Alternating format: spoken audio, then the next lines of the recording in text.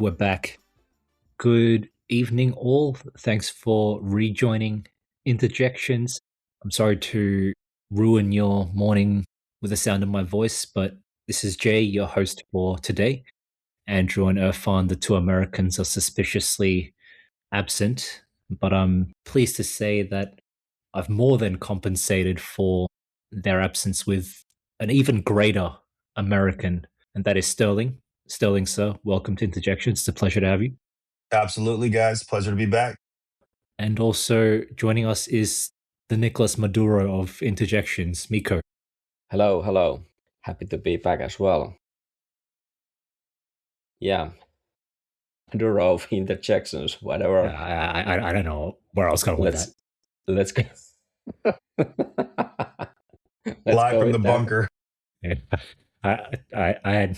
I had nowhere to go with that, but anyway, I don't think we've had this trio as a combination before, so let's break some new ground. Let's do some brave and freaky things which we haven't done before. So, guys, we've just come off a impressive victory against Bologna, 3-1 result. Obviously, we exorcised some demons by getting one over this bogey team and somewhat avenging our elimination in the Supercoppa to Bologna. Sterling, I'll start with you. Give me your biggest takeaway from this morning's victory. Oh, man, that's a great question. I don't know if there are any real big takeaways to me from this match. I think that the biggest thing is that we mentally were very locked in and very sharp in this match. Maybe it's the week's rest that certainly always plays a factor. We have looked a lot better this season when we've had that full week's rest, whereas sometimes even under Inzaghi last year when we had a week's rest, we kind of started matches flat. That has not been the case in the Kivu era. So we you could tell that we mentally wanted to get over this Bologna hurdle.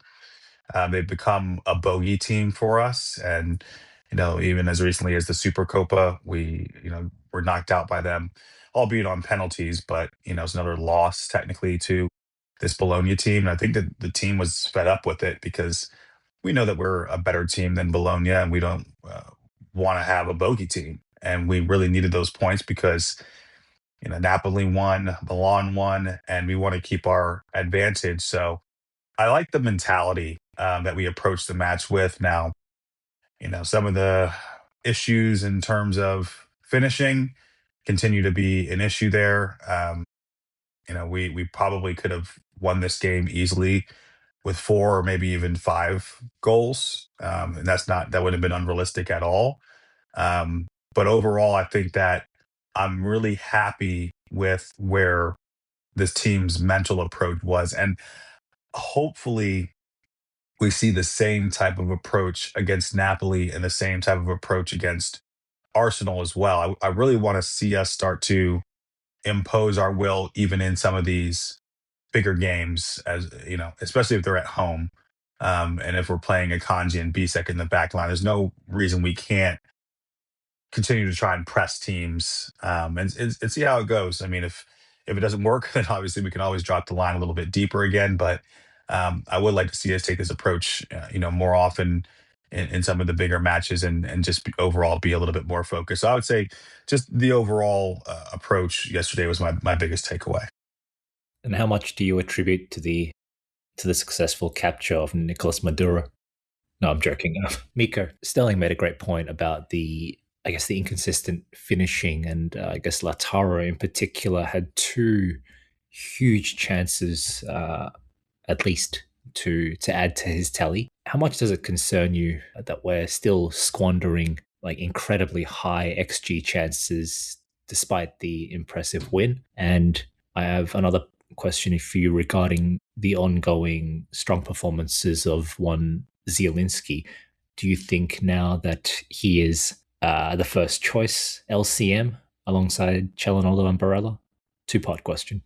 Good question about the scoring.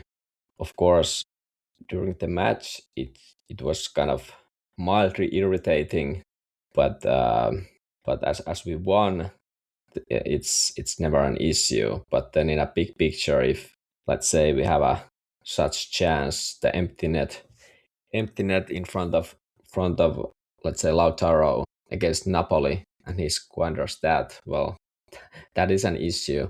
But I've I've got to kind of how to say this. I understand what Lautaro is and what he's not, and he's not a clinical finisher. He is able to kind of miss those kind of goals, and that's just the way it is. And still he was the best player yesterday. It was the MVP performance, and that's just the way it goes with Lautaro. But there are also other players who who kind of keep missing uh, chances, and it can be an issue. It was a bit of an issue last season as well, and it can become an issue this season. When the opponents goes tougher, we will get less of these chances. So that you need to score when you have the chance, but I don't know how to respond. I just follow the game, and I do not worry in advance too much, like what's gonna happen. It is what it is, and Lautaro will continue missing these type of chances. Hopefully, he will continue scoring as well, as he's been scoring quite nicely in the past weeks. Mm.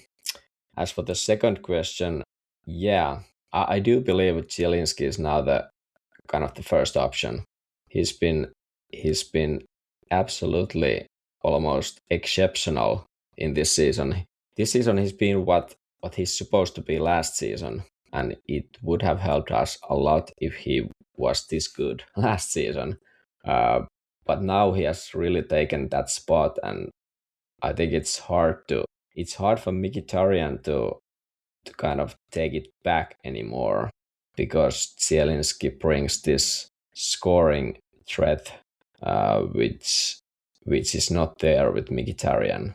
Although Mkhitaryan has kind of other attributes, which might be, some of them might be better than Zielinski's, but overall, I think Zielinski is playing better than Mkhitaryan at the moment. He's apart from his shot and his ability to score, also these kind of little, I don't know, trickery, but these kind of skilled turns with the ball, and the ability to pass really well. It's something we definitely need there, and Mkhitaryan maybe does not bring all those things to the table at the moment. I'd love to And know what attributes you think Mkhitaryan has that are superior to Zelensky currently. I I think his transitional play and his positioning might be when he's like at his top form, and kind of his stamina, his relentlessness, and this kind of being able to, basically the positioning, being able to be in the right position, do the right moves. I think when he's at top form, he can be better at those than Zielinski. But at the moment, Mhm. Zielinski's kind of overall game is, it's just so at high level that there's no, that I would definitely play him instead of Mkhitaryan at the moment. Agreed on all fronts there, and I think that I've always maintained that Mkhitaryan's value is not just in his ability to cover so much ground and stay relatively fresh, and he doesn't seem to be bogged down by fatigue like a lot of our players tend to get after some time. He still seems remarkably fresh late into games, uh, puts in a lot of effort defensively. And on that note, I know that the kind of consensus is that Zelensky is a bit weak defensively. Look, he's not great, but I find that he doesn't really shy away from challenges and trying to win headers and things like that either. He's not like someone who's averse to getting stuck in or afraid of physical contact, you know, Bastoni, for example. Bastoni is my new target, by the way. But Christian Eriksen would be a good example of that. Like when Eriksen was here, he really didn't want to get involved in the physical side of the game at all. exactly, he kind of didn't even want to get into like 50-50 duels. But Zielinski, I think, is far less afraid. So I'll just give a little bit of a shout out to him and his defensive efforts. Yeah, I agree that Mkhitaryan, in addition to his freshness, there's something really, refreshing about the way he's able to pick up the ball even late into a game after having already covered, 11 Ks, 12 Ks, and just surge forward, steam forward from like the edge of his own box to the edge of the opponent's box. The only problem is then he kind of, you know, what needs to follow is often lacking, but still that value that Mkhitaryan brings in that specific function, bringing the ball out, bringing the ball forward, relieving pressure that way, I think is something I'll always appreciate of his. But Sterling, let me ask you here. I don't want to harp on the same point. So Mikko's mentioned that he thinks Zielinski has kind of firmly established himself as the first choice starter. As we know, Mkhitaryan has really. Is it fair to say he's only just returned from injury, considering he came back technically a full He's month been ago? back now for probably about 2 weeks, right? 2 or 3 weeks. Exactly a month, I think. He returned. He got injured late October, and joined he rejoined the bench right at the end of November. So his first game back from injury was against Como, I think, on the 6th of December. So pretty much a full month from today. Since then, he's only played, like 20 minutes, 15 minutes here and there. So my question is, are we being paranoid here in kind of like still worrying? Like, this part of me still feels that Kivu is very slowly nursing Mkhitaryan back from injury, not wanting to rush him back and re-aggravate his injury, and that's why we're getting more and more of Zielinski, as opposed to, yeah, now this is Zielinski he's taken the job kind of thing. Which is it? Am I being paranoid? Is there just some trauma there, or do you firmly believe that Zielinski has really won the limelight in Kivu's eyes? I do feel like Zelensky's won the position at this point. Was a little concerned that Mkhitaryan was expected to start the match yesterday. That's what the rumors from Sky were, that he was in the lead over Zelensky to be the starter. And I mean, even if he did start the match yesterday, I don't know that I would have necessarily been overly concerned. But I do think that when you have a full week off, that you should play your best 11 and try and secure 3 points in the league, because nothing's guaranteed. I don't think you really want to start doing any type of rotations. So that definitely, I guess, could have been a red flag. But I think that right now, Zelensky, you'd be insane not to play him. In reality, he's been the best of the three midfielders for probably about 2 months now. And so why would you not play your best midfield starter? And really, probably arguably one of the best players in the team right now. I think Lautaro obviously probably is number one in terms of his performances over the last couple of months, but Zelensky's not too far behind that. So, I think I would have had some questions if Kivu took the first opportunity that he had to take him out of the lineup. And I kind of questioned Miko earlier when he was saying that there's some things that Mkhitaryan brings that Zelensky doesn't bring, because I genuinely don't believe in 2025, 2026 in this season that there's anything that we are getting from Mkhitaryan that we can't get from Zelensky, even off the ball.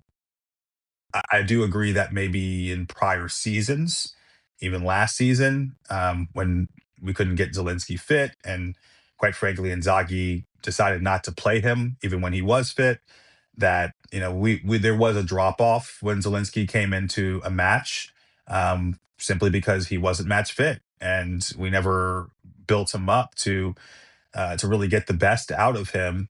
And also, quite frankly, the team had a lot of issues with fitness last year in general, and I think he suffered from that. But the performances that Zelensky's putting in right now, off the ball, on the ball, tactically, in transition, quite frankly, there's just no substitute for it, even with Mkhitaryan. You know, Father Time is undefeated. Mkhitaryan is well into his 30s, and I think that he's starting to show it. And it's nice to see somebody who, when there's a loose ball in the midfield, is getting a toe to it and getting there first to continue a transition that's going, or a counterattack that's going, where As with Mkhitaryan, we just haven't had that, at least not for 12 months or so. And so at this point, there's no reason not to call him the full time starter. And I'd be very surprised if Kivu goes back to Mkhitaryan being the starter when we decide to play the full 11. And so now you look at our preferred 11, and we're finally starting to see some changes from the old Inzaghi team. I firmly do believe a Cherby is out of the starting 11 as well. So now you have Bisek in there, and you have Zelensky in there, and Luis Enrique is in there as well. Now, I think that's obviously due to a Dumfries injury, but that's three players that weren't in the Inzaghi starting 11 that are now in the Kivu starting team, and that makes a huge difference. It's definitely making us more athletic, but overall, it just brings some freshness to the team. I actually really liked Luis Enrique's performance yesterday. I know that there's been some people on the forum in particular that didn't really seem to be that impressed with what he was doing yesterday. However, when I'm on, He played yesterday. he played well yesterday, in my opinion. I thought that he was very good in possession. I think he only missed 2 or 3 passes the entire game. What he allows us to do is we can actually build up down both sides when we play Henrique, right? Because when we play Dumfries, he's the marauder. He's obviously physically superior to anything we're going to get from Henrique. But he's technically, we know what Dumfries is technically. He's just not a very technically strong player. So we kind of have to build up down the left, and then we do a quick switch, and hopefully we can find Dumfries in space. And that's been effective for us because he's also a great back post option when DeMarco's whipping in crosses. However, when we have Henrique there, it really allows us to start having some combination play down that right side. And that's what actually leads to the Zelensky goal yesterday is, Henrique plays the ball inside to Zelensky. Zelensky knocks it over the top. Marcus does a back heel. And then obviously, that's what puts Lautaro in. And then he squares it to Zelensky who finishes, right? But those little passes in tight spaces, in tight windows, that's important to the way that we play, and it's something that is new to us down that right side. So I was actually fairly impressed with him. I think that he has a decently high ceiling. It's just, yeah, there are still some things you want to see more when it comes to him. I mean, you want to see him make those marauding runs off the ball. You want to see him sprinting into that space and demanding the ball, and you want to see him be a little bit more aggressive in the dribble. But if he can continue to hold possession well in the buildup, be press resistant, and continue to be really good defensively, I think that there's a solid player in there. What are your guys' thoughts? Yeah, I agree that he had a good game, and I've been quite also a bit irritated with him how non-factor he is offensively. But like I discussed in previous episode, I like how good he is defensively, and it was a good point you made about the kind of the press resistance, kind of being able to hold the ball even if the press is coming, like it's really tight spaces on the flank, and he's able to find the pass or able to find the way out or get the throw in or whatever. He's not just smashing it immediately. He waits and waits for the opportunity to make the pass, and he usually finds it.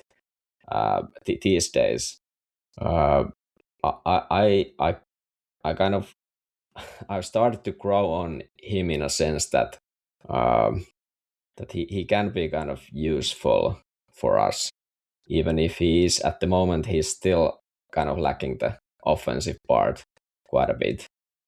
But yeah, I do start to like him more and more, especially kind of he's more, you can depend on him more, even if Barella doesn't seem to trust him that much. Barella doesn't pass the ball to Luis Henrique that often, really, when he could have passed him, but still, mm, still you can kind of trust the ball to him, and he doesn't immediately lose it. I think like maybe month ago, 2 months ago, when he played, it felt that he missed like 50% of the passes. It just went wrong, but now it has turned like it's like maybe 80% correct and maybe 20 or 10% wrong. Yeah, given where he was a few months ago, which was just kind of almost unanimously seen as or written off as a failure by some pessimistic, negative Inter fans. You all know who you are, and I guess the way I look at it is that since he's stepped into the team as a replacement for Dumfries, who has a lengthy injury, of course, the bottom hasn't fallen out. He hasn't been a disaster, and that's, I guess, the minimum you can ask for from a fucking professional who costs 25 million euros, right? I'm not talking about small money here, but he's maintained a level which is acceptable. And from there, he seems to be slowly kind of bridging that gap from acceptable to good or to solid. That itself is enough for me, given where we were. But the onus and the expectation is definitely there for him to improve. But this talk about Enrique, I think, is a good segue to one of the hot topics of the week that came out and almost died down as soon as it came out. But that is, of course, this news about one Joao Cancelo, and that we were seriously interested in bringing him here following what even happened? I don't even know what his circumstances were at Al Hilal, but I'll ask you, Mikko. Give our listeners a bit of a quick crash course into the Joao Cancelo situation as it currently stands. Why is he leaving Al Hilal so early? What is he being paid? What are the conditions around him returning? What are the obstacles? And ultimately, what do you think will happen? Yeah, I gotta tell, I'm not like completely sure what happened at Al Hilal, but I've understood for some reason he's kind of out of the squad. I believe he was injured at some point in autumn. Then they kind of took him out from the squad list. There's some restrictions about regarding the foreigners, so they took him out, and then he played some game before the December. So I believe that was some Asian Champions League match or something. But he was out from the kind of the normal squad list, and that didn't kind of fit for the guy. Obviously, he wants to play. It's the World Cup year, and I don't know. I Was heard there that some? I heard that he lost his shit for being left out, even though he was going to be injured until November, December, and even though there was a chance for him to be re-registered in November, December. That's what I heard. Okay, okay. It sounds kind of like, I don't know, a little bit immature, a little bit kind of stupid on his part. If I it mean, is he has true, an ego, right? That's the biggest yeah. issue with him is that his ego has driven him out of other great clubs on numerous occasions, including Inter, by the Yeah. way. Because we could have taken up that option, but Spalletti didn't want him. Yeah, that could be that. I mean, could be the reason. He's definitely has an ego. He could be a bit of a cunt as a person, to say the least. But uh, but yeah, it could Well, be the reason that. you just passed the Australian citizenship test. Nice, nice, nice. Anyway, yeah. So he's out. He's like definitely out of Al Hilal, and then apparently I don't know, was it like Jorge Mendes who contacted Inter, or was it Inter contacted the Mendes guy? Because obviously Mendes wants to get his client to play somewhere since it's the World Cup year, as mentioned. So I think we contacted maybe Mendes, then we contacted Al Hilal, and apparently there is a deal already with Al Hilal that okay, we can take Cancelo, and maybe it is that we sent them De Vrij or Acerbi. I don't know which one it's going to be. Do those guys really want to go there? That's a bit vague at the moment, but apparently that's the deal. And also given that Cancelo is making like 15 million net plus bonuses at Al Hilal. Obviously, we cannot pay such money, but it's half season left, so it's about I believe it's like maybe 7 to 9 million left. So Al Hilal will pay like half of that, or maybe even over half, and we pay just 3 million net for Cancelo for the rest of the season if the deal goes through. But the issue here is the Barcelona, because Cancelo prefers Barcelona at the moment, and but he can't sign with them because Barcelona is in a situation that they might not even want to sign him. It's a bit of a situation there that they might not want to sign him. If they want to sign him, they need to have a deal with Al Hilal, and then also they need to kind of clear some like from the salary cap. They have the salary cap in La Liga, so there's a lot of things they need to do before they can sign him, including that do they even want him. And so there's like Barcelona thing, which Cancelo prefers, but then it's very uncertain. Do they even want him? Do they sign him? Can they sign him? And then there's Inter waiting, like, okay, are you like, if you don't go there, you're gonna come to Inter. That seems to be the case at the moment. And then it's Inter waiting here. I don't know how long. There's been reports that we would wait for like tomorrow, Tuesday, and then we need to have the decision from Cancelo what he's going to do. But I don't know. There is I some don't think time there's. I until don't the think end of the there's a month. deadline. I don't think there's a deadline. We're gonna wait longer because I don't think we have anyone else like lined up. If we can't sign Cancelo, we're gonna sign someone else. I don't believe that. Okay. Is his reluctance to join us related to the humiliation against PSG, kind of like how no girl wants to date the guy who was humiliated at prom? Or have I been watching too many American I coming of age definitely high don't school think that movies? that's it. There's probably a bunch of reasons if you really get down to it. I mean, culturally, you have to remember he's from Portugal, which is essentially the neighbor of Spain, and I think that living in Barcelona is probably just flat out more comfortable for him than living in Milan. Whereas if you compare Milan, obviously, to some of the other places that you can play football, it ranks towards the top. It's not Barcelona, not for a Latin based player. So I think that that has a part to do with it. I also think it's the football that they play there. I mean, they do play amazing attacking football. Hansi Flick is a fantastic coach for attacking players. Defending there is optional, it seems like, for many of the games.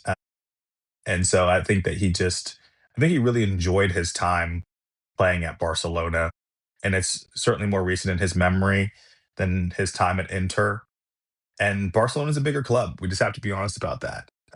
They have much larger fanfare. You're playing in Camp Nou every week, which is a fantastic venue of football. Much larger oil reserves. Much larger oil reserves that they can tap into. So all that stuff makes a difference. I mean, shit, you're going to get triple the Instagram followers playing at Barcelona that you're going to get playing at Inter, right? I mean, all these little things matter to players, sponsorship opportunities, all that type of stuff. And so, even off the pitch, I think it makes sense that he would prefer going to Barcelona. It doesn't necessarily mean that he wouldn't also come and play here and be grateful to play here. But yeah, at a certain point, I think we do have to probably draw a line in the sand. Um, like Mikko said, I don't know that we have somebody else lined up, but we certainly are going to start looking because Murata said it yesterday. We need to sign a right back in this window, which I thought was very surprising for him to come out and flat out say we need to sign a right back, because it's just not very like him to kind of put us into a corner there. Because now if we go to negotiate with other clubs, obviously they're aware of the need, but For him to mention Cancelo by name shows that there's obviously something that's very concrete here.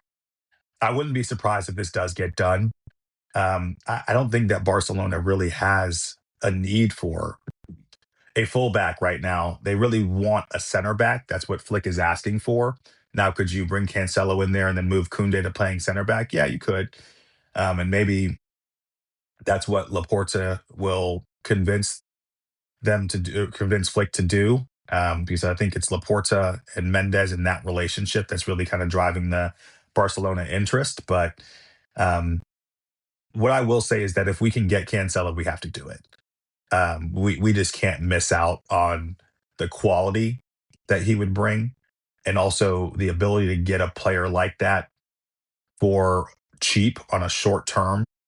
I think is an opportunity that we just can't miss if it is possible for us to get the deal across the finish line. For Al Hilal to pay the majority of his salary and also take one of the center backs that in reality we're probably trying to get rid of anyways. I mean, that's like it's a unicorn of a deal. Take a Cherby or take DeVry for the next 6 months, and you give us Cancelo and you pay the majority of his salary. Like, what? What world are we living in? Of course, you take that deal. So, I mean, yeah. Hopefully, we can find a way to get it across the finish line because technically, he's what I was talking about.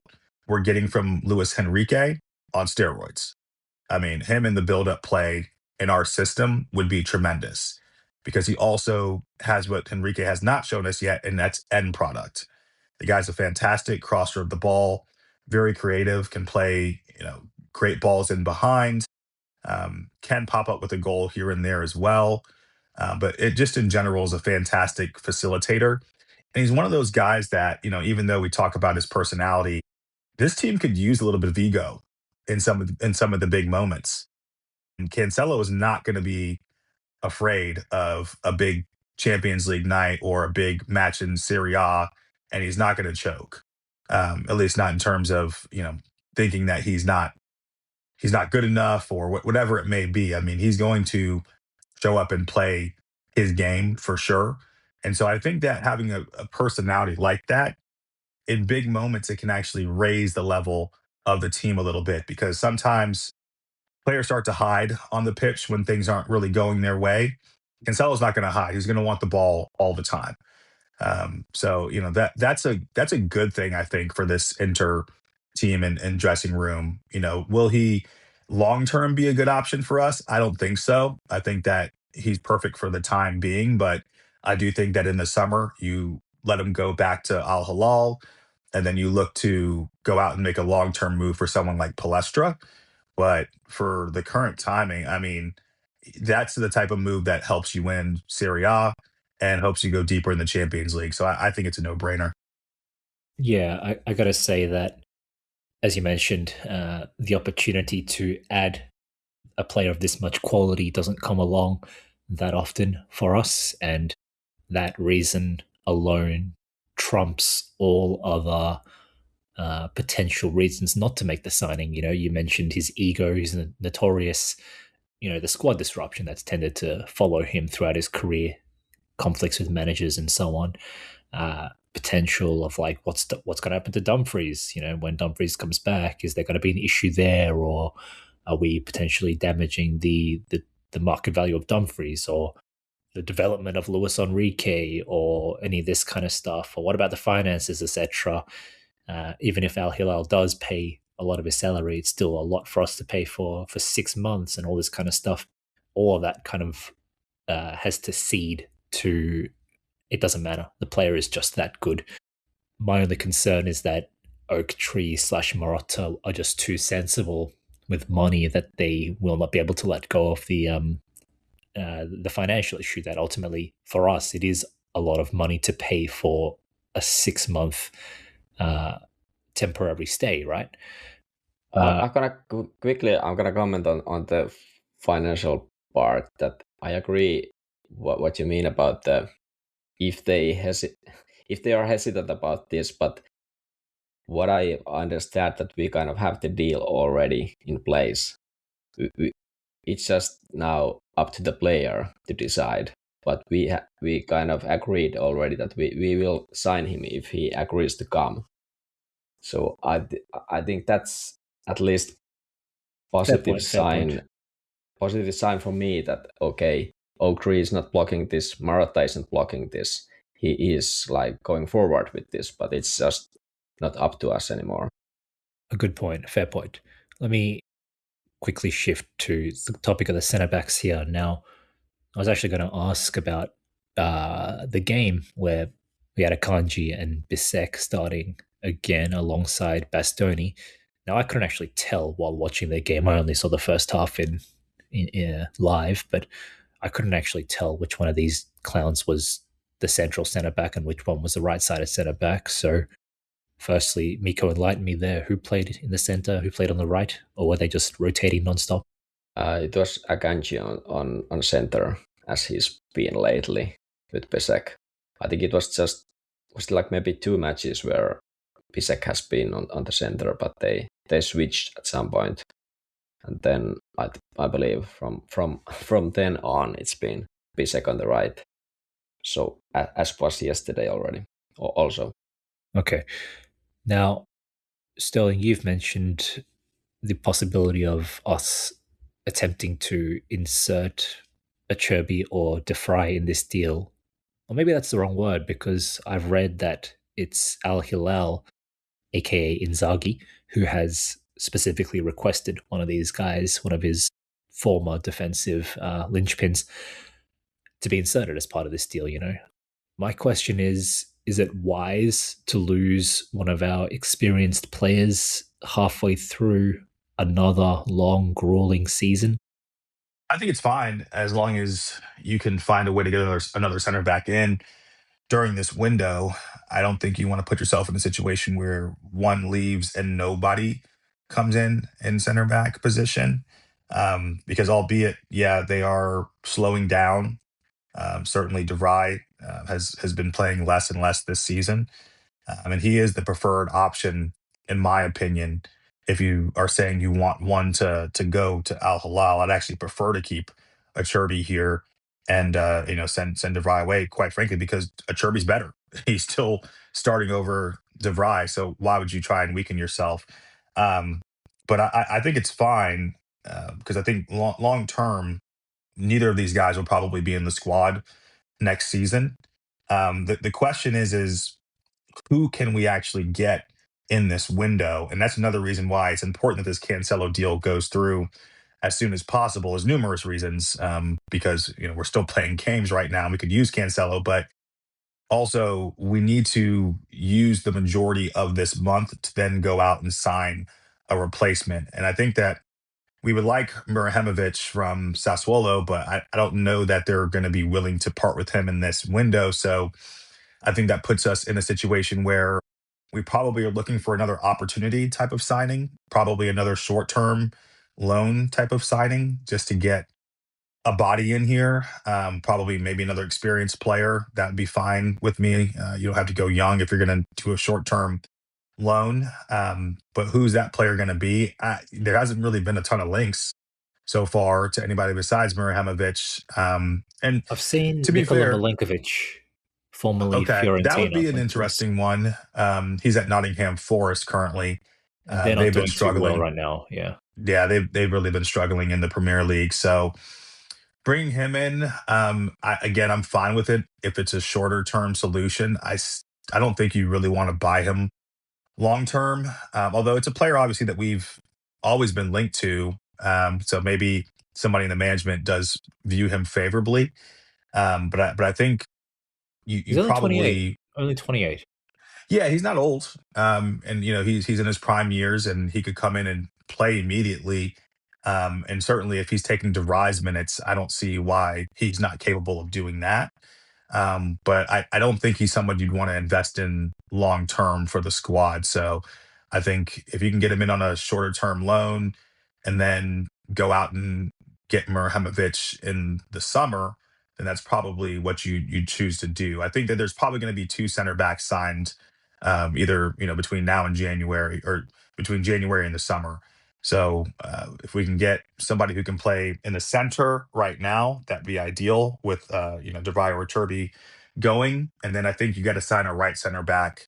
And I think the preferred option for that is going to be was it Gila or Gila, however you pronounce it, with from Lazio It's as the Pavard right center coming back back. option. Let's be real, mate. I'm sorry. It's Pavard coming back from loan. Oh. Let's be real. Well, I think Pavard. I don't think Marseille is going to pick up that option, and if they do pick it up, it's going to be far less than what we initially had agreed to. But Pavard's not coming back, so I think we'll be in the window again. But I'm sorry. It's Pavard coming back from loan, just like another unwanted entity returns to the club on loan, and that is, of course, our Albanian prodigal son. The Albanian Mozart, as he's known. I'm talking, of course, about Torino's Christian Aslani. Apparently, they want to terminate his loan with immediate effect, which I find hilarious. But thankfully, it seems like this cannot go ahead without both clubs agreeing to it, and that we will not agree to it unless we have a destination for him to go to, which means that we're not going to accept him back here, which is, I think, a firm stance that I'm glad to hear this club is taking. But very quickly, Mikko, give me your thoughts on this proposed, Torino effectively wanting a refund for their Aslani purchase. Yeah, they changed the sporting director there like a month ago. So apparently he wants to clear the house there and kind of change the personnel a bit. What the previous guy got them from in the summer market. I don't know. It's a bit strange to me because Aslani has been the starter for them basically whole season. So it's not like the coach is not happy with the player. He's been playing there. That kind of makes it funnier, doesn't it? Because it's like he's been the starter, but they still want him out that badly. Yeah, but I don't know if it's just the sporting director who wants him, who wants to change the player there. Because if the coach doesn't want him, I believe he wouldn't be playing him. But he's been like using him as a starter quite a lot, like most of the season. So I think there's some kind of a power struggle maybe there, as I've understood. There's been in the past as well at Torino. So yeah, interesting to see. But that seems to be the case that they want him out. They want to send him back. And of course, Inter's preference is to find him home. If he stays at Torino, and I don't know how it's going to go. Well, maybe he would be playing there still, because if coach has him in his squad, why wouldn't he use him? Even if they aren't going to kind of use the option after the season. But it's to me it's a bit strange. But it is what it is. The director wants him out, so that's probably what's going to happen. I saw some rumor that Fiorentina would be one destination. Let's see what happens. There's a bit of a terrible season going on there as I was well. about to say they've been through enough. they don't also need Aslani. It's just hilarious that the reason that this sporting director wants to get rid of him is because he doesn't fit the 3-5-2. Like, why couldn't we figure that out for like 3 seasons? We had this guy here as our sole backup to probably our most important player, that we didn't have a backup for in Hakan, and they figured it out in like 4 months. Like, yeah, this guy isn't it. And now he's going to be sent back to us, and then we have to figure out what we're going to do with him long term. I mean, the the guy's silly. He had an opportunity to go to Bologna on a longer term deal. Had an opportunity to go to Betis in Spain. Turned both of those down. Waited to the last minute so that he could join Torino, and now, 4 months later, they're trying to ship him back out. He's got to be careful because his career could really start to slide. Like, no joke, he could be a guy who's out of Serie A within like the next 4 or 5 years. We'll look up and be like, whatever happened to Aslani, and he'll be playing in like Greece or something, right? So it's an interesting one. But yeah, I think you'll never see him in an Inter jersey again, in my opinion. As long as it doesn't hurt us too much financially, to me, it's kind of not a big deal. But in Aslani's point of view, wasn't it a good deal? Like in the summer, he gets to Torino and he actually plays as a starter. It was just because the sporting director changed this That's whole fair. kind of dynamic changed. Yeah, you So can't in a foresee the sense, change of a sporting director, I guess, it's if you're the player. just a bad luck for him. But I think it was a good move because I believe the coach was one of the reasons he picked Torino in the summer, Baroni. But yeah. Go Sterling, on, Jay. any words for Irfan regarding the outcome of this Aslani loan, this ill-fated Aslani project at Torino? Would you like to take the opportunity to rub it in his face or to say, "I told you Yeah, so"? yeah. I mean, we told Irfan he was trash years ago, and you know, he is who we thought he was. And it's Irfan, I think reluctantly will even admit that now. I think a lot of Irfan's issues were that we were blaming this kid, and how could you, think about the children, right? How could you potentially throw this young kid under the bus? And he's far from our biggest issue. Well, no, I mean, he was an issue. He was a big issue in this squad. Not having a backup for, again, one of your more important players is an issue that we still, quite frankly, haven't addressed. We still don't really have a true backup for Hakan. But I wrote on the forum yesterday, could you imagine just how different this squad would look if we had gotten the Aslani and the Palacios signings right? I mean, we still don't have a backup for Bastoni. We still don't have a backup for Hakan. And that, over the course of a season, genuinely impacts this team and our ability to rotate, and it really stresses two of our better players. So listen, it is what it is. It's done now. We eventually made the right decision in getting Aslani out. Hopefully, we can alleviate the issue. Either I don't think we're going to do anything in this window in the midfield, unless Fratesi leaves, which I guess we should probably transition to talking about that really quickly. But hopefully in the summer, I think Stankovic will probably come back from Bruges, and that'll be our backup to Hakan moving forward. So, anyways, sorry Irfan, Mik- but we had to take your boy out back the woodshed. Mikko, uh, quick tangent. Resident European, is it Bruges or is it Brugge?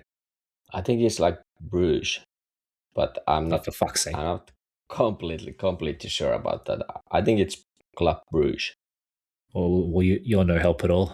Anyway, just to quickly, before we go to Fratesi, I don't want to speak too much about Fratesi because I think it's still a little bit early, but I want to quickly jump back to what Sterling was talking about with the centre back situation.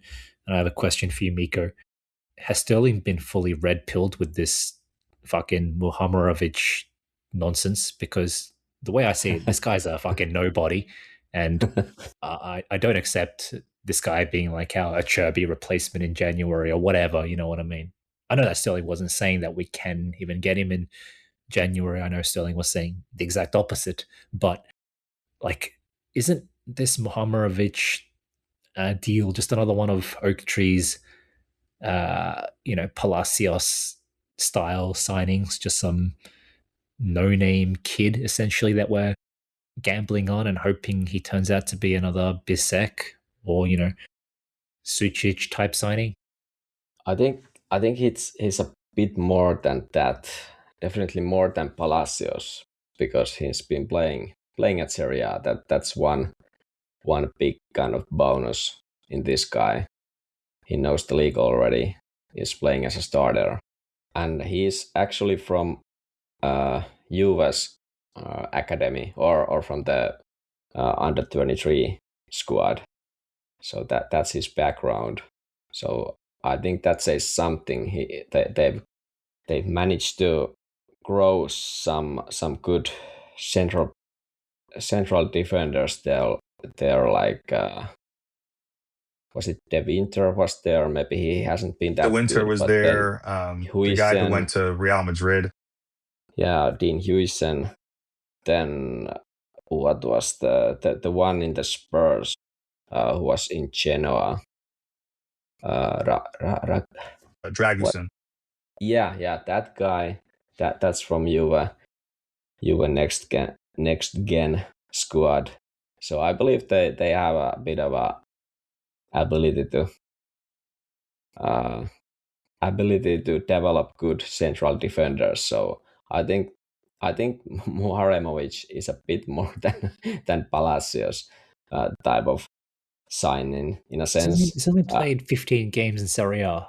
Like up until last season, he was playing in Serie B with Sassuolo, and before that, Serie C with Juventus under 20s or whatever. So Yeah, not a lot of I experience. mean, he has been one of the better performing center backs in the league so far this season, though.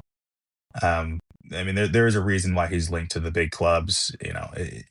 Looking at him, or even, I mean, just looking at it, even the highlight tapes on him, I think there is a marked difference between him versus somebody like a Palacios or Aslani. Just physically, he has the tools, and he's left-footed, which helps as well because then it kind of allows us to finally have a Bastoni replacement in our squad. Now, will he work out long term? Of course, you never know that, but to me, he seems way more like a gamble worth taking compared to some of these other ones. And let's be honest, though, the price is going to reflect that. Let's be clear here, because the other gambles were very cheap gambles, and when you gamble cheap on young talent, you get what you get. I mean, sometimes you're going to hit, and sometimes you're going to miss. This guy is going to cost probably somewhere between 30 and 40 million when he moves. So he's wow. not a cheap option. Yeah. And so that, I think, again, you get what you pay for. If you want good talent, you're going to have to pay for it. Same with Palestra. When if we try and make a move for him in the summer, they're quoting 40 for him, right? So when a guy gets into this level of competition in Serie A and he shines and he proves that he can play at this level and do it very well, and he's younger than 22, you're going to have to pay up if that's the talent that you want. And that's what we've done. I mean, if you look at the players that are, big players in this team, it's, Barella, Bastoni, uh, Lautaro. None of those guys were cheap when we bought them in their early 20s. So that's kind of what you have to do if you want big pieces in your team that become those, immovable objects in your starting 11 for 8 to 10 years. Mikko, quickly, is that Oaktree's strategy, though, to spend big on young talent? I mean, Sterling said it perfectly.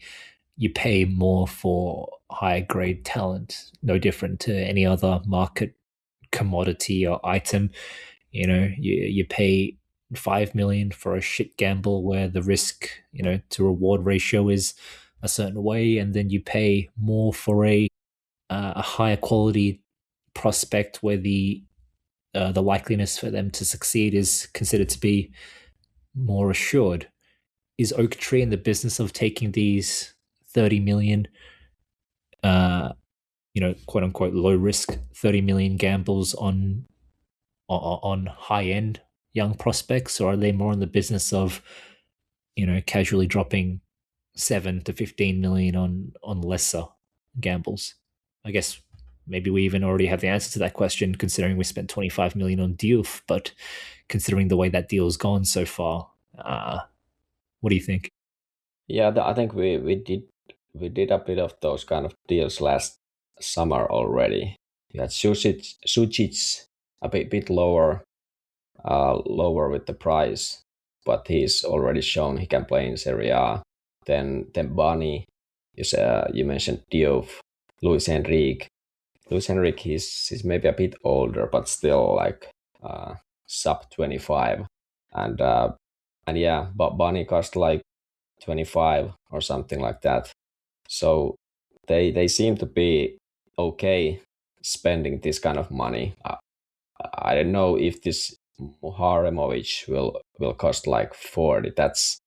I think that sounds a bit too much to me. I think 30 is what he'll go for. I do agree with I Sterling. think he's in the 30 range as well. Yeah, maybe 30. Maybe 30 is fine. He has shown that he can play as a starter in Serie A, and Sassuolo hasn't been doing like that bad. Actually, are they like in top 10 at the moment, or kind of still? So they've had a good season, and this guy has been part of that as the kind of starting player.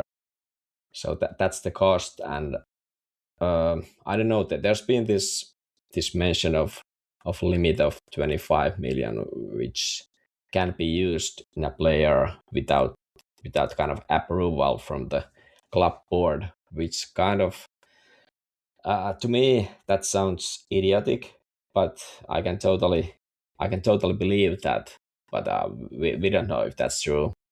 But that we tended to use about that kind of money for many players last summer. So maybe there is some truth to that.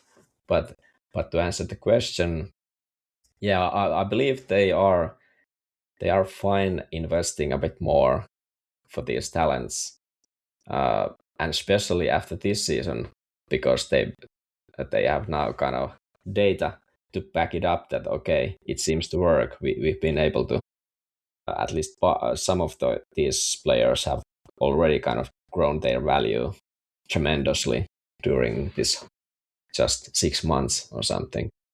Is it And to wise though? transition to the, I'm Oh, sorry, to you go, Sal. transition to, talking about Fratesi and, his potential exit, the Fratesi case kind of proves out why the oak tree model makes sense, because by all intents and purposes, the Fratesi signing hasn't really worked out for Inter. I wouldn't call him a flop. That's, I think, extremely harsh given that he's come up with some really important goals for Inter, and he's overall been okay for us. We know what Fratesi is, right? He's not technically at the level that we need for the style of football that we play, but we signed him young enough, and he's chipped in enough to where the rumors are that we're going to be able to part with him for somewhere probably between 20 and 30 million. I know that the rumor about Galatasaray is that it's going to be a $5 million loan fee plus a $30 million option or obligation, whatever it may be. But like that's a hell of a deal for a guy who is a bit part player here at this club. And the reason you're able to do that is because he's still relatively young. You bought him when he was young. He's not old. I think he's what, 26, 27, somewhere in that range right now, which is still young enough to where he has some decent market value. And so that's the thing with these oak tree style signings. If we buy a guy for 25 and he's 22 years old, even if he doesn't work out here, you're probably going to end up breaking even on him. And so I think that's that will allow us to take some bigger chances on talent that we feel like is blue chip talent, where it's like, hey, this is a guy that we got to get, even if he's 40. Palestra is somebody that we got to get. You can take those gambles more when you don't have as many flop signings, or the flop signings that you make, you're able to at least get out of them, because the other side of this coin is that we're not giving tremendous wages to these young players when they come in. It's just a different way of setting up our amortization structure, so we can keep the cost still somewhat manageable. And again, that makes them more marketable when we decide to part ways with them. But I think that may be a good time for us to maybe transition to talking about the Fratesi potential exit, Jay. I'm so undecided on Fratesi, to be honest. It's a player that I personally quite like. I mean, I'm not an idiot. I can't ignore the fact that he goes games with, a passing completion rate of 4 successful passes out of 7 attempted in 90 minutes, and that's just like untenable. You just can't play football with one of your midfielders doing that, right? So I get that. I totally do. But I do think one, he can be more involved in the right setup, and we've seen it against certain teams in certain games. So I don't really know what the deal is. I don't know if it's a case of like the quality of opponent freezing him out of midfield, basically, like he's unable to do it against better midfields, maybe, or it's a tactical thing, or it's a role thing, or a phase thing in the game, or maybe a combination of all the above. But I don't think Fratesi is as atrocious on the ball as he's made out to be. A lot of people making out to be some like Vecino and Gagliardini level donkey whose only purpose is just charging headfirst at goal and occasionally scoring some goals deflected off his caveman skull. I don't think he's that bad. I do think, as mentioned, he can pass, he can dribble, he can run, he can do all these things to a decent level. But I can't defend him as to why he doesn't do it more regularly. I'll be completely transparent there. And there is this kind of, not that I'm Italian, but there's this kind of like Italianized one of us kind of thing with him, considering that he has won the league with us and that he's a passionate guy and that he's been at the key or at the core rather of some really, really big moments for us. You know, his goal against, was it Verona or Udinese late in the game? I think he scored a couple of both. Yeah, exactly. In the Scudetto winning season, there were times in that season, although we finished, with 97 points, I believe, and ultimately destroyed the league.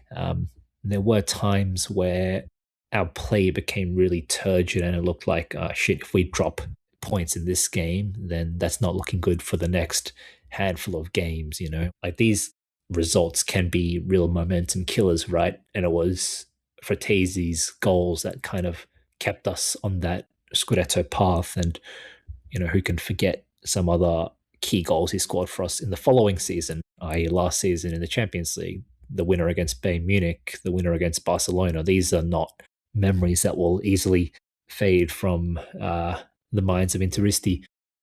Or maybe they will, given what happened in the final. But you get what I mean. He's a player that's got a lot of good memories attached to him, but it's hard to say because for me, I think the case is with a lot of Interisti that the attachment to Fratesi is probably more emotional than it is, logical or common sense. So I don't know where I stand on the Fratesi deal. Where he goes also makes a difference in how we feel about the deal, right? Because if he's going absolutely. to If he goes to Juventus, you're like, yeah. For some reason, though, I wouldn't begrudge him that much. Maybe it is because he was never like a bona fide starter in the team, I was going to say there is like a tiny part of me that's still naive enough to think that he could have a role here, but realistically, I don't think it's possible given. What about you, Mikko? I agree with a lot of what you said about his kind of maybe being more important in the memories or emotionally being attached to having Fratesi at Inter. But I'm ready to sell, not to Juve, not to Napoli, or the deal would have to be really good, like 40 million or something, to make it sense for Inter, because they are our rivals. And even if Juve doesn't have a great season at the moment, but they can be. That there's always possibility that they will be kind of back at the top at any given moment if they get some transfers right and so on, since they have the financial backing always there. So that's why I don't like moving them from or moving Fratesi to the rival teams. So these Turkish rumors are nice, but they are, I don't know. It feels those rumors are so kind of they are so vague, and in one moment it's saying that okay, that there's already kind of deal in place, and then next day it's that okay, this was complete bogus. There's nothing here.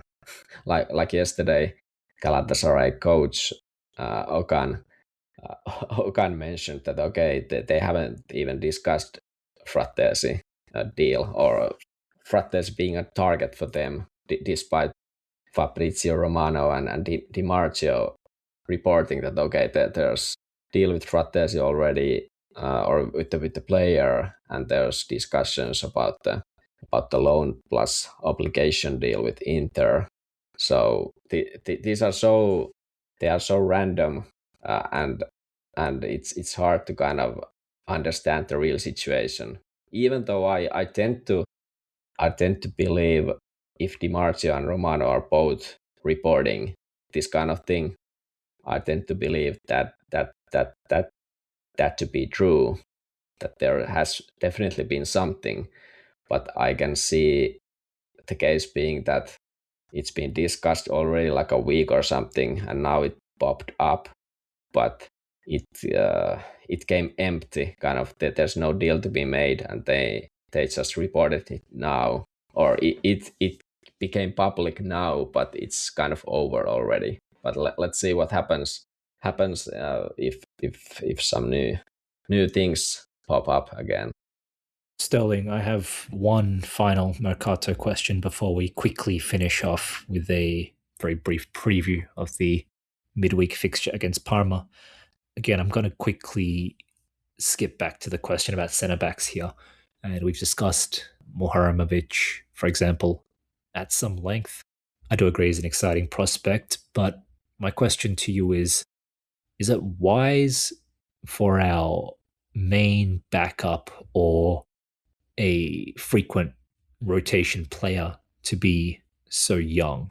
Again, given the potential loss of a veteran, also the cost involved here. Now, I do know I'm coming across as a real boomer here with this kind of talk, but to play devil's advocate, would it be safer? Would it be perhaps wiser to look for another Akanji deal, basically? Look for another prime age defender, maybe one who's not as exciting in name as as the young starlet, the new rising prospect, but one who has more experience, one who is more of a certainty, especially if they are to be like a backup for Bastoni, because we all know how the last backup for Bastoni ended up going. Obviously, referring to Palacios, and there's also part of me that feels like Bastoni himself. Bastoni still feels much more like a 21-year-old prospect, a talented young kid, than he does a settled product like Akanji or De Vrij. I don't know why, but that's just the way I feel. He's still, maybe it's because he's just an Interista kid and he's been with us a long time and he's been playing since he was so young. I don't disagree with what you're saying. Uh, I never have been against having experienced backups, particularly in defense. I think that defenders just age better. So, having a backup that's in their early 30s, certainly not the worst idea. Because if you look at what our defense could look like come the summer, if we say DeVry's leaving, Achirby's leaving, maybe even Darmian is leaving. So, you could end up with a situation where you actually have a defense that's really young, which I don't think is necessarily what you want either, right? If you bring in someone like a Murahimovic, if you end up buying another, right center back that's on the younger side as well, you're going to lose a lot of experience in your team as well, just overall in your dressing room, right? Guys who've been around for a long time, and I do think that having those experienced figures in the dressing room does help across the season. However, with that being said, I think we're also conditioned by the fact that we're Inter fans and that we're Serie A fans, and that's just the way that we tend to do things in this league. And if you look at what we've done this season in other positions, by going from having experienced backups, particularly in the forward line, to now having these younger, hungrier backups, it's hard to argue that we haven't taken a legitimate step forward. So, when you look at the facts of the case, would it be the worst thing to have someone who's like a Boni, essentially, who's going to be your backup to a Kanji, or someone who's going to be like a Pio, that's going to be your backup back there, and you can potentially bring them forward gradually over time, as opposed to having an older player, because that's what the big teams across Europe do. They don't look to go out and sign somebody who's older than their starter to be the backup. They usually go out and try and sign somebody who's younger than their starter to be the backup, and then they help develop that player. And so, I do think that that's the direction that we're going to go long term, whether we like it or not. Um, Unless there's an opportunity signing. I still think that the biggest signing that we missed out on last summer was actually just signing Hermoso from Atletico Madrid, and bringing him in as a left center back backup instead of going out and signing Palacios, but it's water under the bridge at this point. But if an available player like that pops up, I still think that you do the sensible thing and you take him. But otherwise, if you're going to invest real money, the proof is in the pudding in regards to you go out and you buy a younger prospect because even in the midfield, guys like Susic, I think have shown us more than going out and getting maybe an older player would. So that's my answer. I think it's fine to go young. Mikko, we're a bit over time here, so we're going to quickly wrap up with a preview of the Parma game. Wednesday night, Italian time, more importantly, Thursday morning, Australia time. What are you expecting from this match? Do you want to see a rotated lineup considering we've got. Do we play fucking Napoli the week after?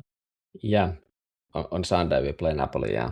Yeah, shit. So we play Napoli in a week. Considering that impending loss, would you like to see a rotated lineup, or considering that we'll lose our 7th big game in a row, do you just want to play the shitters against Napoli? Yeah, but I believe we will rotate. Maybe Pio will start this match. Bunny will be back. Obviously, he won't start most probably, but it's good to have him back there so that our normal starters won't have to play all the time. I believe Mkhitaryan will start. Maybe Augusto will start. There's gonna be a bit of rotation. I don't know about the midfield, or apart from Mkhitaryan, will they do some other changes there? But yeah, rotation incoming, and I believe we'll win this. Win this 2-0. Sterling, what is there anyone you want to see in particular for this game? Maybe I would love to see Susic get a start, particularly at the right center mid position. I think this would be a good opportunity to maybe give Barella a start from the bench and maybe bring in Augusto for DeMarco as well. Um, Other than that, I don't think that we will make any type of wholesale changes. Maybe this is the match that Mkhitaryan also comes back into the midfield for a Zelensky or a Çalhanoğlu if we want to drop Zelensky a little bit deeper, just to give some of these guys a little bit of a rest. But I would really go for light rotation here. We are coming off of essentially 2 weeks where we've had full weeks of rest, so I don't think the team should really be exhausted. But we also have to be respectful of the run that we're about to go on here over the next, was it like 20 to 30 days or so? We're going to basically have a match every 3 days, so you do kind of want to keep an eye towards that, and also the Napoli match on the weekend there. So I think that yeah, bringing in maybe 2 to 3 players, and also I wouldn't mind if Pio got the start in this one as well. That might be too much rotation if you're doing all of that, but I think resting one of the front two wouldn't be a bad idea either. And Parma's actually not been terrible recently. I think they've won 2 of their last 5 matches. There's a draw in there as well, so they've lost 2 out of their last 5, won 2. So for a team that is going to be fighting relegation, that's actually really good form. So, they got an interesting young coach there who is an Arteta disciple. Overall, they just don't score a lot of goals. They're kind of turgid. They're really a defensive team, but this should be a 3-point game for us, no doubt about it. we do play host to Lecce after the Napoli fixture, and Lecce are like 16th or 17th, so that you could potentially rotate on either side, which I think is the right strategy here. I would like to see Zielinski and Luis Enrique get a consistent run across these games, even factoring in the rotation. So yeah, Pio getting some game time would be good. I don't think he's played as much as I expected or would have liked recently. I mean, there was a time when he was starting the odd game here and there, but since Thuram's kind of come back from injury, he's really taken a bit of a backseat. And Sucic has as well. And, I'm less concerned about that because I'll be honest, I'm not really that big on Sucic. I just don't think he's that good, at least not yet. But in any instance, let's even get a bit of Frotasian. Who knows, right? Maybe go a bit crazy, get some Palacios. No, I'm joking. And I'm going to predict a 1-0 win here. I think it's going to be a real shitfest, but I do think we'll eke out on top. Monetana man or Cagliari man, Lautaro to score the winner. Mikko, give me a prediction for this game. Yeah, my prediction was 2-0. Gonna be. I agree that it's gonna be dicey. Esposito? It would be nice to see Esposito score a goal again. But I'm gonna give a goal to Lautaro. Well, let's give another one to Esposito. He's going to seal the deal like he did against Cagliari back then. Yeah, it's gonna be a tough match, like the away matches are usually. But we're gonna win this one. Sterling. Yeah, I was actually going to go with the 2-0 as well. I'm also going to give a goal to Esposito. I hope he gets the start in this one. And then I'm going to give a goal to Luis Enrique. Bold pick, bold pick. We will end with a Jay's hot betting tip here. We have some massive end of the week fixtures in the Premier League. We have Arsenal going head to head against Liverpool, and we have Man City hosting Brighton. Having said that, Amorim was sacked, I think, like an hour before we started recording. So there's that for y'all, if anyone cares. That's just hilarious.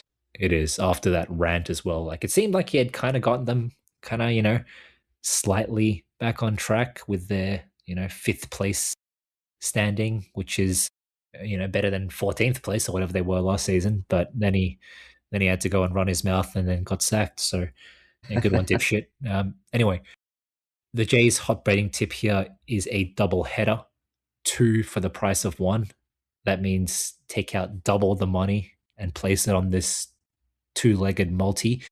The first game is that Man City will again drop points, 1-1 or 2-2 draw to Brighton. Meanwhile, Arsenal will destroy Liverpool. I'm talking 4, maybe even 5-0. And look, guys, this is just a disgusting timeline we live in, but I think Arsenal are the best team on the planet right now. I think they are probably 80% likely to win the treble this season. So, what are you waiting for? Just put your fucking money down. All right. Well, that does us for this week. Sterling, thanks for joining us. My pleasure, guys. Looking forward to the next one. And Mikko, please take us away. Forza Inter. All right. Thanks, guys. See you next time.